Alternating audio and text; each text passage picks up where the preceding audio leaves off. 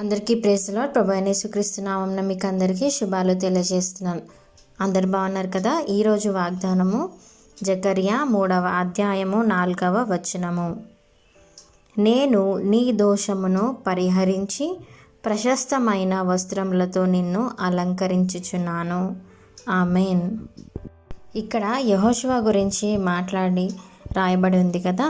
అయితే ఇక్కడ యెహోషువ మలినమైన వస్త్రములు ధరించుకొని దూత సముఖంలో దూత ఎదుట నిల్చున్నాడంట. అప్పుడు దూత ఏమంటుందంటే, యెహోషువ యొక్క మలినమైన వస్త్రాలు తీసివేస్తే నేను ప్రశస్తమైన వస్త్రాలను ధరింపచేస్తానని చెప్పి ఇక్కడ యెహోవా దూతతో ఆజ్ఞాపించాడంట.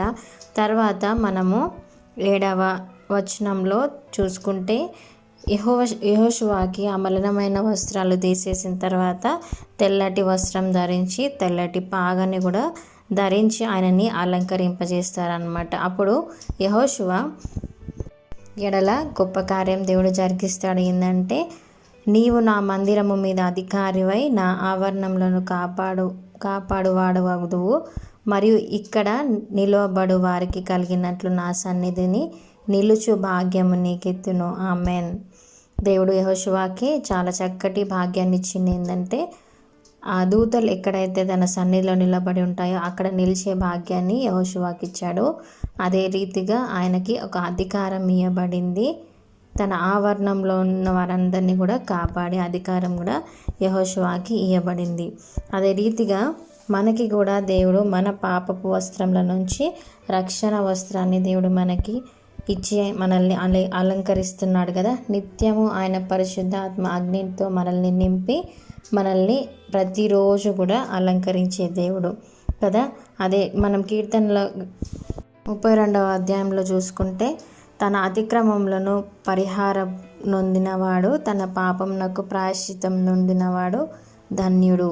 యెహోవా చేత నిర్దోషి అని ఎంచబడినవాడు, ఆత్మలో కపటము లేనివాడు ధన్యుడు. ఆమేన్.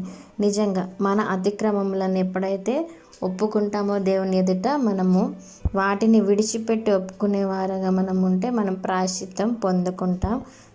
అప్పుడు దేవుడు మనల్ని ఎంచుకొని తన ఆత్మతో కుమ్మరింపబడతాం. మనం ఎప్పుడు పరిశుద్ధాత్మతో ఎప్పుడైతే మనం కుమ్మరించబడతాం అప్పుడు మనం కూడా ధన్యులు అవుతాం. దేవుడు యెహోషువకి ఇచ్చిన స్థానాన్ని రేపటి రోజున తన 2వ రాకడలో మనం ఎత్తబడినప్పుడు దేవుడు మనకు కూడా అటువంటి స్థానాన్ని ఇవ్వడానికి సిద్ధంగా ఉన్నాడు. కాబట్టి మన పాపపు మలినమైన వస్త్రాలను మనం ఎప్పుడైతే పాపపు జీవితంలో ఉన్నామో అటువంటి మలినమైన వస్త్రాలు మనకు తీసివేసి దేవుడు రక్షణ వస్త్రాన్ని అలంకరించాడు కదా.